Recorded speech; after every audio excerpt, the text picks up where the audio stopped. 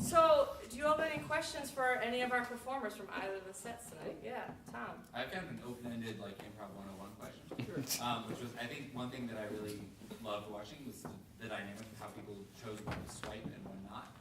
I think I was trying to figure out, like, it felt like you all, in both teams, really had a sense of kind of each other's rhythms and, like, appropriate moments to jump in. And I guess I'd just be curious to hear, in general, advice or kind of thoughts on that principle of, like, when do you swipe, when don't you? How do you figure out when to jump in or tag team or any of those things? That's not 101.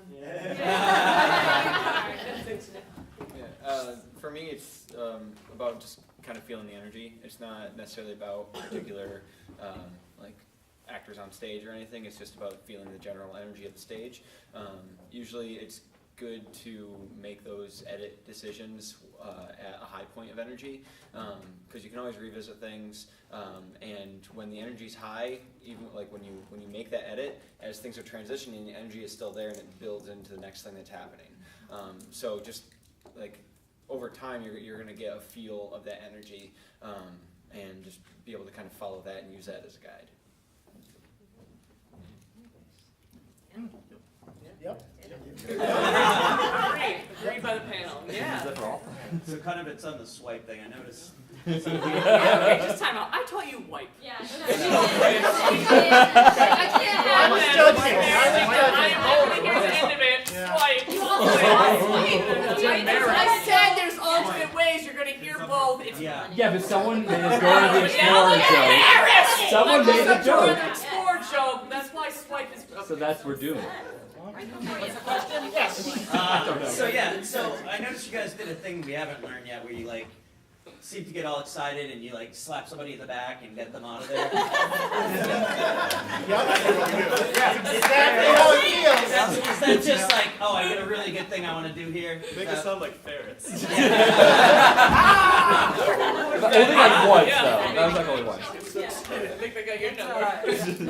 The tag edit keeps the untagged character and puts them in a different location or time with a new character to interact with. So if it's, basically it's the equivalent of Brad and Peter are doing a scene, and then Tom tags Brad out and Tom and Peter are doing a scene, but Peter stays the same. Whereas if you were to wipe, you're taking both. So it's just a different way to get to a different scene. That's all. And you thought there was something like really cool you could do at that point. Yeah. What is the name of the format that each team used? I think you had told us, but I forget. Yeah, don't worry about that. There's no quiz. And can you tell us also? Good. Yeah, Can you tell us a how little it bit about works? what that entails? Yeah. All right, so some from whatever's cool. Okay, it's the Armando, which is really just a montage, but it's called the Armando because the opener is someone doing a monologue that's not in the team, it's like a guest monologist. Okay, sometimes I add another syllable, monologist. And they're inspired by a word from the audience or whatever, and then they tell a story, and then that's our inspiration for the rest of the set, for the montage and whatever. And we do a form that Brad and his classmates at I.O. Came up with called the Pontoon. I think they had a huge team. We had 17 people in our performance level class.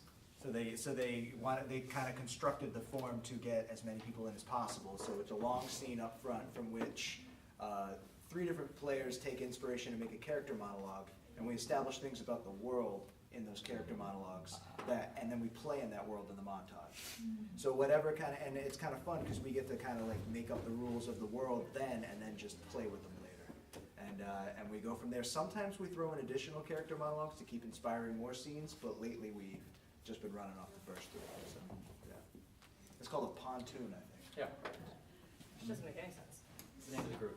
Oh, yeah, pontoon, yeah. And Armando was named after Armando Diaz, right? Yeah. Yes. How much of an idea do you usually have when you step out? Sometimes Depends. 0. Yeah, it No, depends. but like what, I guess, so if it's 0, is it only in response? Or how much, what is your level of confidence or, form idea prior to the? Like the scene with Jimmy and the cell phones, I came out with absolutely nothing, saw that he was on a cell phone, got on my cell phone, and then just waited, and stuff happened. Yes. But you had planned the motion, or? No, so I was kind of going off of the idea in my mind of I was on a dating app, dudsonly.com, and yeah, duds only, because Why you're swiping. in the initial scene, when the talk of Chadwick being great, and then Alyssa couldn't find anybody, she talked about all she can get are duds, and so then in my mind it was like there's a dating site called dudsonly.com, and a lot of times like I will go on with an idea of just something to create an action, and then kind of let my scene partner identify it as what they want, and then we can build it together. Because there's times if I feel like I go on with too much of an idea, then I feel like I'm railroading. But like in reality, like when you start a scene, you can go on anything from 0 idea to like a good starting sentence. And you kind of want to like leave it at that, because if you come on with too full of an idea, then you're not going to really listen to your scene partner and allow yourself to change and play in their world as well. I'd say with like wipes, that's like where the biggest range is going to come from. If you're doing one of those tag edits, you want more of a starter line. So if I tag someone out, when I get that line in, I want my scene partner to know it's like you're the same character, and this is the joke that we want to play together. But if it's just like a brand new scene, it's more about just keeping that energy going and starting something.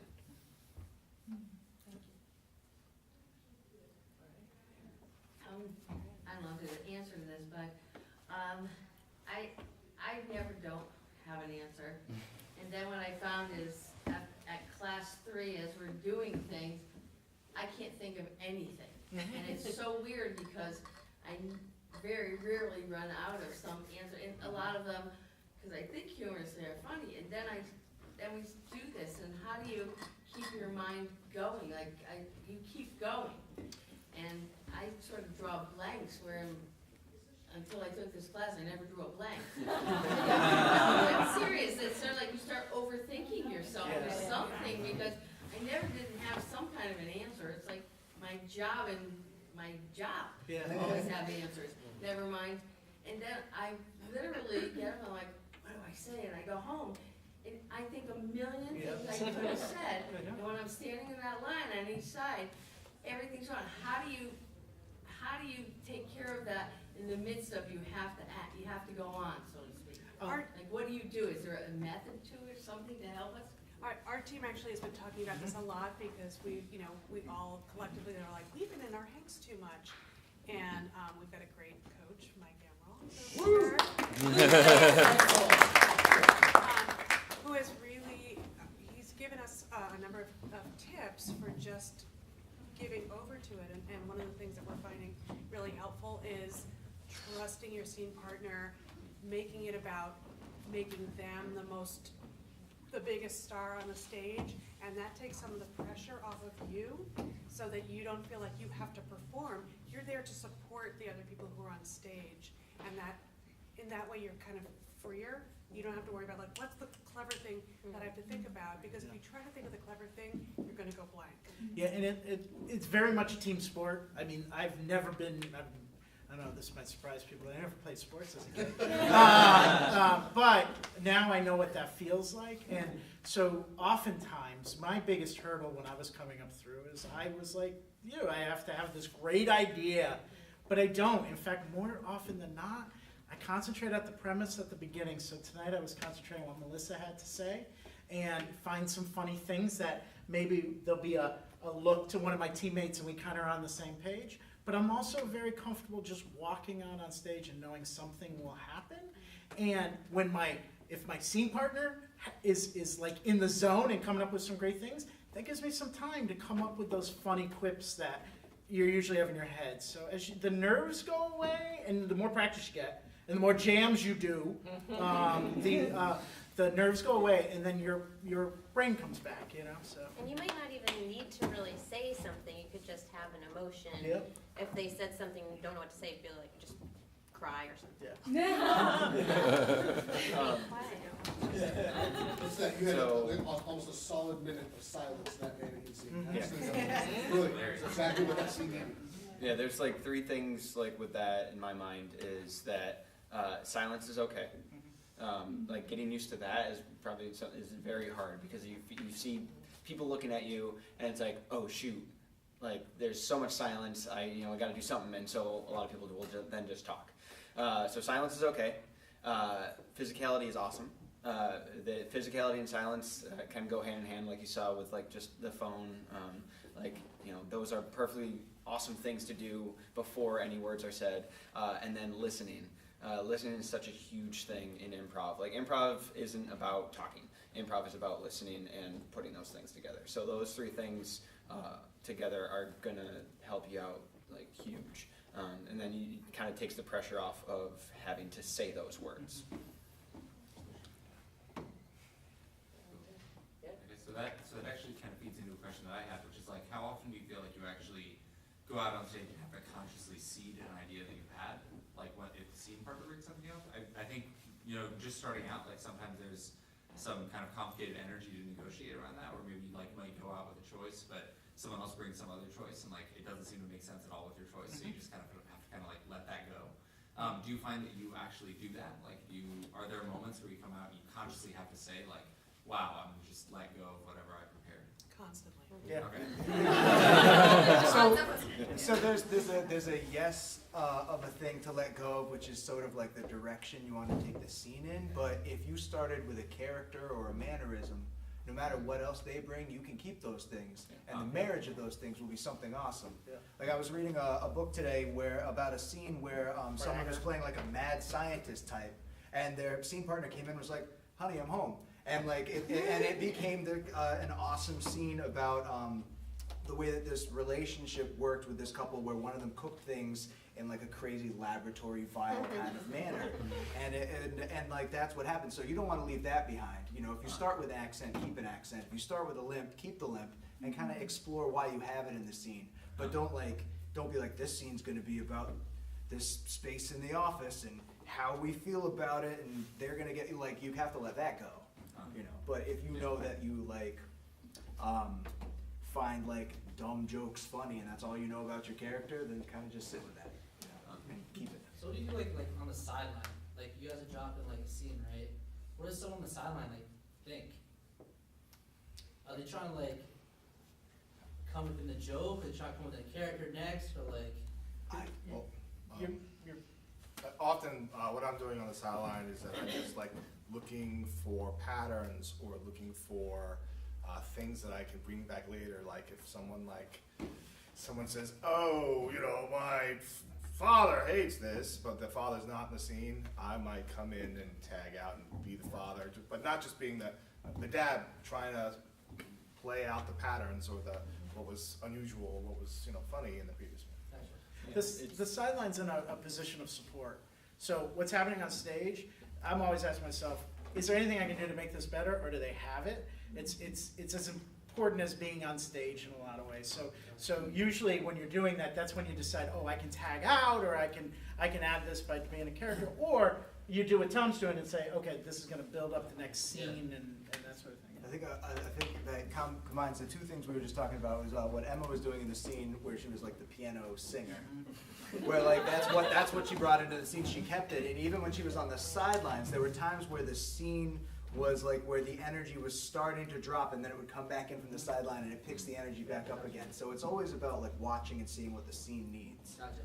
I'll also say tonight, I like that first scene between Melissa and Alyssa, the witch scene. I just was amused. And I'm looking for opportunities for character monologues and like little phrases they say and things like that. And it was oregano, which inspired Pretentious. It's like sometimes it's just nice to watch good improvisers do good improv. Yeah, like for your show, you're invested the entire time. Yeah. You're not only invested when you're on stage, because the people on stage are relying on your support as well to help them out, and it's about following the energy and mostly just like feeling energized and involved in the entire thing. Anyone can answer. What were one of the most challenging things that you've encountered when you first started in improv? and like how that challenge has made you a better performer, and this challenge that you shared with other people, and how that made you much more confident doing what you're doing. Oh, not letting my mind wander. Like, oh yeah, that's funny. They said this thing, and oh, that reminds me when I had to go to the store. And I'm like, oh shit, I am not paying attention. I still struggle with anxiety, but when I started doing improv, I had a massive amount of performance anxiety and would just like live in my head. And one of the things that improv kind of forced me to do was face that fear, because now I've done enough shows where like I've had bad shows, I've had good shows, and one of the things improv taught me was a way of coping of anxiety. Is thinking like, what's the worst thing that's going to happen? Like, I'm going to be in an unfunny scene, you know, like my teammates are still going to be funny, they're going to cover me, or they'll get me off the stage, you know, like, so improv has helped me with my anxiety in that way, because it kind of forces you to be in the moment and to deal with things and then realize, hey, that wasn't that bad, you know, I could do that again. So, I mean, for me, yeah. So would you say that the philosophy of like having no expectations would like work in your favor in improv? If you can do that.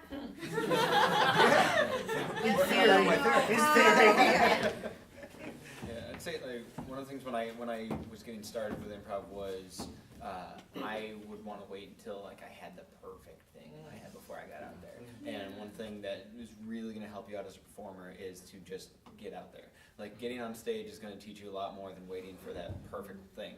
Like, oh, this is like, all right, I'm like, okay, now it's, all right, yeah, I got my character now. Okay, this is going to be the line I'm going to say. All right, cool. All right, and then that moment's already like way gone. You know, so just like getting out there and taking those risks. I think like just I don't have an idea. What am I going to do? I can't do anything. I'll let the funny people do stuff. But then like when I learned how. It really was learning and practicing, just giving up the concept of it's my idea. Do I have an idea? I don't have an idea. And it's like, with my scene partner, what are we going to agree that this idea will be? And you build it with peace and react to each other. And that was like, when that first happens, it's such a great feeling. So then it's like, I want that feeling to happen again. So. And you feel like your best moments, like they happen organically, or because like you have felt you prepared something and like it actually worked out in the way you had hoped? It's organic. It's organic. It's exercising what you're practicing in class. You're not practicing being funny. You're practicing on making good choices, building worlds. That's where the funny comes from. So when there's a reason that we rehearse. We're not, obviously it's not like scripted. We don't have lines, that sort of thing. But we're going through the motions and getting used to one another to know, oh, if I set somebody up, they always, oh, she's going to do that little old lady voice, and that kills every time. Let me set her up for that little old lady, or that sort of thing. So what you're learning in your foundations now, in level 2, you're just exercise them. That's really what it's about. Any other last thoughts or quick? Yeah. Yeah, go one more. Do you have certain stock characters that you find yourself falling into, or is it just or pulling out of your pocket? And you're like, yeah. I'll get the I don't know if it's characters. I play authority figures well, principals and teachers and bosses and stuff. We talked about like you go into a scene with an idea and you have to give it up. When I went in, I'm like, all right, Alyssa's the queen, and then she's like, give me your resume. I'm like, she's not a queen. She's a very whatever. Organized queen. I don't think it's specific characters. I'm not great with accents, so if I do one of those, first of all, it's going to change 6 times.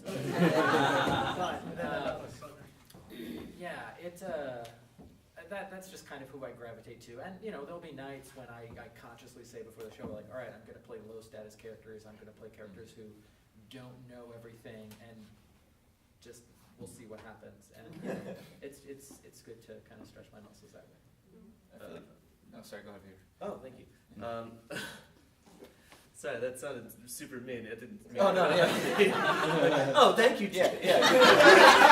How nice of you. No, I know. Thank you. I like to. I don't know. I probably have a few stock characters that I fall back on more than I should. But there's two characters that I like to play that are very different from who I am in real life, so it's kind of fun to play them. I like to play people who don't shut up sometimes, and because I frequently shut up. And I like to play people who are super mean, because I'm not super mean. So, Tom, don't say anything. Super mean. That 30s smart thing just.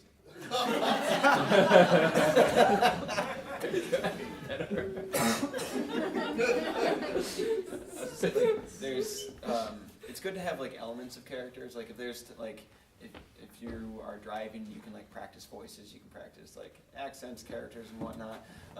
And it's good to kind of be able to develop those kind of things, but you don't necessarily want to bring too much of a character onto stage, because that's just like bringing too much of an idea. Because it's like if I'm coming out here and I'm gonna play, you know, I'm gonna go with one of my early on go-to characters was Doris Jones, and I had a whole like backstory of Doris Jones. And Why yeah, do we know this? because I dropped it way before Big. And so like it's like, all right, I'm gonna play Doris Jones, and like she had like a whole backstory, but none of my scene partners know that. And so like, if I try to bring too much of my character on a stage and just start railroading that scene, that's gonna be too much. But if I take on the mannerisms of Doris Jones, like her accent, her physicality, or whatever, those are good things, because then I can remain pliable to what is actually happening in the scene. Can we see and hear Doris Yeah, Jones? Doris Jones, when she started, she was from Mishawaka, Wisconsin. She loved reading Better Homes and Gardens, and she really liked the different number of bean casseroles. You can have all sorts of different numbers of bean casseroles. Doris! Yeah, Doris. I love you, Doris. We need Doris to host one night, I think. Yeah. Doris monologue. Yeah, her monologist. Yeah. I also do like stock emotions. Like I love to like react, you know, like be afraid of something, or like struggle with something, or like get really irritated at something. Like I just enjoy playing that. But so whatever my scene partners do, I'll just be annoyed at, and then that becomes fun. All right, one more. Yeah, go ahead. Is it too late? No? I have a specific question about something you did. There was a moment when you did a tag out, that's what they're called. They're my favorite. Yeah. They're so great, because they're so dangerous. So And so, Wednesday. We'll do it Wednesday. Sweet. That's exciting. I'm gonna be like, okay. But you tagged out and you had food boxes on you. But then the scene ended before you could come back. Yeah, I mean, we could have gone back. It was early enough, and I felt like there wasn't anything else that character could really say. So that was my question. Yeah. Sorry. That's My okay. question is, were you imagining? Because I was like, now they're all gonna be kids with stuff on their legs, and I was like waiting, and I was like, and it just didn't go that long, and it's fine. But I was wondering, like, were you? This is fine, guys. But like, were you imagining that was gonna happen, or like, did you have an idea, like, oh, then this might happen? I anticipated being on there for a short amount of time, because I maybe even shorter than I was, which is fine. But it was the saran wrap on the legs, and then it was the tinfoil on the legs, and then so I just wanted to heighten it. Thinking, kitchen wrapping leftovers. Oh, that's a good idea. And then I just want to make that joke and then get out of there. And usually when we're in that situation, we either can go bigger than that, but if you can't figure out anything that's bigger than that, then the scene's over. And for me, I was that was the perfect response to that. We started with not being environmentally friendly, a little bit of violently friendly, to be going all out. Right. So sometimes in the theory of recycle to reuse. Stinky reuse. So, and one of the tools that you'll have is if you find that that situation happens in a set that you're a part of, and you're like, oh shoot, I wish we would have gone on to this. Like, it doesn't have to be linear. Like, it doesn't have to be like, all right, we hit this scene, direct, and then here's the big part. You can go on to something else and then bring it back later on. Like, you can reintroduce the idea of people with like different kind of kitchen stuff on their legs, as long as your opening line to a group of people makes it clear. Right. You know, and when you go on with that idea, if your opening line doesn't make it clear and someone comes back with something like that kind of twists it, then your idea has to go away. Yeah. But like you can bring that back and bring that idea back. It just doesn't have to be directly right after that tag run happens. And then one other follow-up, that's really fun when that happens too, is I'm sure that you're all practiced in egoless. Clearly, everybody's just super chill with whoever's idea is happening. But because you didn't come back, I was like, oh no, she scooted him right out of that scene. Oh no, and no. like does I can imagine being concerned about wanting to tag someone out because you're basically saying like, I have an idea that takes precedence into this scene. And so like, do you ever feel concerned that you're gonna like trample on somebody, or that they're not gonna come back and then you'll be like, and that's mine now? Like, what? No. Is there a thing there? Not at all. In fact, the way I felt was like, I'm so glad Emma understood what I was, because there's a lot of pressure. I took the saran wrap and I'm like, how do I explain tinfoil and while I'm doing this and not lose the audience? It's a kind of a heavier concept. So I had a little nervousness about that. So Emma hitting me and tagging me out means, oh, I was able to communicate that concept, and she ran with it. And to me, I'm like, good team, you know? Like, and if I felt like I wanted more to say, like Jimmy says, I'm bringing it back. You know, if my concept was not, and I feel like there's a natural way. So no, I'd rather someone tag us out on a high note than let us go and drop off. And that's kind of that's the sweet spot of edits. It's like, leave them, you know, they're just getting it. There might be a little bit more, but wipe it, because we're going to leave the audience on a high note, and our next scene's going to be even more energy, you know? I'm imagining like an improv dueling pianos. Yeah. Like, oh no, you think you're good? Oh no, I'm going to tag out because I'm better. And just like, no. Can we do that sometimes? Another question. When you did I don't know if they're called like character monologues in the beginning, when you went into Macbeth, do you have concerns when you reference outside material, like who's going to get the outside material? I didn't get it. It was I didn't get it. Or does it even matter? Sometimes there's your answer. Does it? I didn't even get. I didn't know it was from that either. Yeah, sometimes. So, I mean, if the humor of it really relies on understanding the reference, then yeah. But like, sometimes if I'm just having fun doing it. What I really appreciated is like you boiled down the story of Macbeth, so it doesn't matter whether you know it, and you just made it ridiculous, which was awesome. And I Thank think you. anyone would love the specificity of what Peter did. Yeah. They were like, oh, like this is like a Shakespearean thing that I recognize because it's so specific. I didn't realize it was Macbeth either. It was a Greek tragedy. I was thinking it was a Greek tragedy. But I was like, oh, I know what this is. I knew it was. So this is our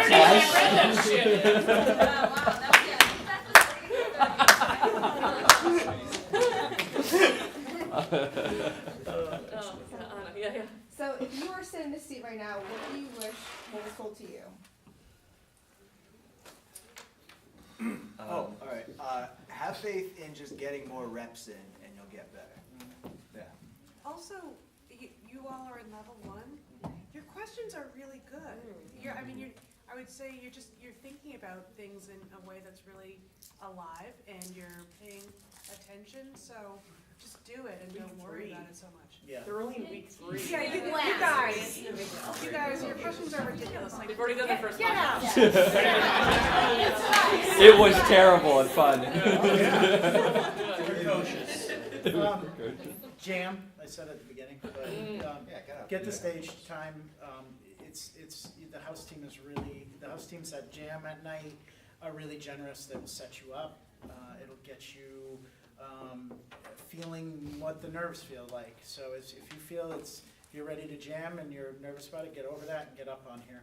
Usually it's 2 people, and it's usually the person you brought with you. So in the audience, so it's just a fun time to do it. So I wish I had started that. I didn't jam until level 3, and that was, because I was scared to death, so, yeah. I think for me, just have confidence, in yourself and your scene partners. And that's hand 1. Hand 2, accept that your shows might not be great. Yeah. Melissa told us we were awful on Wednesday, it's fine. She made it very clear. They did a bad montage, they need to know. It was gonna be their worst one ever. I said, this is your worst one ever, it's your first one's gonna be your worst one, just get it done with. Yep. And then the rest of them are gonna be a lot better. Hashtag tough love. So they get it. That's right. And I was like, it was She's the so worst right. one. It was the worst montage, but also the best, but was the worst. I'm more worried about them just using the word wipe. Swipe. But you see how insightful their questions are? Yeah, that's so good. They're learning a shit ton. I think my I know, so much dirt on my shoulder. Just a couple notes real quick. Also, number 1, you don't need to throw clothes at the stage. That was a weird thing. That was weird. I like it. Yeah, well, It is there was, interesting you there got was something that fell on the ground. I was like, well, I want to make another sound. What can I make a sound with? And my first thought was take her shoe. Yeah. Yeah. And then it just happened. And then everybody wanted to do it. Yeah. It was That was like fun. I was like, oh, I gotta heighten it. What's big and loud? And I'm like, oh, chair. I have to make sure when I throw the chair, I don't run the risk of hurting anyone. And number 2, if you come see future shows, which you should, whether it's with Friday night, Thursday night, Saturday night, whatever, don't be afraid to ask us questions afterwards. We're happy to talk about the choices we made and why we made them related to the stage. Don't make life choices. Why are you looking? It was clean. I would say, what I wish someone had told me is, before you say motherfucker on stage, check the front row to see if there's a small child. Was there tonight? So, that happens. That happens. Well, I want everyone to answer. Whoa. Tom, you're up. What would you say? What would you say, You your were in that advice? seat now. if I was that kid, Yeah. If you were the kid that Peter said motherfucker to, what would you say? Wasn't it my kid? Wait, was it? Was it? No. She's heard it. Tom's daughter, motherfucker. What was the question? What kind of advice would you wish you had when you first started, basically? Yeah, just step out. Really, that's like it's. I wish someone had just said, hey, hey, Tom, get out there. All the time. It's like it was hard to like push myself. It just sort of happened. Like I said earlier, like it just when the first time it happened, it was great. But there was a lot of like fear, stress, anxiety that like, yeah. I'm gonna recycle what I said earlier. Treat it like a sport or a new physical activity, because it's a new activity for your brain. So get as many reps in as you can, and your form will improve and everything else will improve. Yeah, I totally agree. Just practicing and just doing it a lot, and just trusting yourself, and that you might say something that won't work, and that's okay. Just say it and don't like second guess yourself. I said jams. Yeah, what everybody else said. Cosign. Geez. It's gonna take some time. It's just going to, so that's okay. Take a deep breath and just go. Ditto, and just don't worry about being funny at all. Because that's like, you think, oh my god, I love improv, so I'm funny. And you are funny. But you're kind of funny when you're having natural conversations with people, but if you're on stage, you're going to do the same thing, and you're not going to be, funny right away. It just happens. Remember to have fun. There's going to be times when you're going to be stressed out because you're learning new things, you're trying new things, but we're all here to have a good time. We're all here to have fun, and there's definitely times when you're going to forget about that. So whether or not you're practicing the right thing, just have fun with whoever you're on stage with, whoever you're rehearsing with. Improv's a wonderful opportunity, so just enjoy it. Yeah.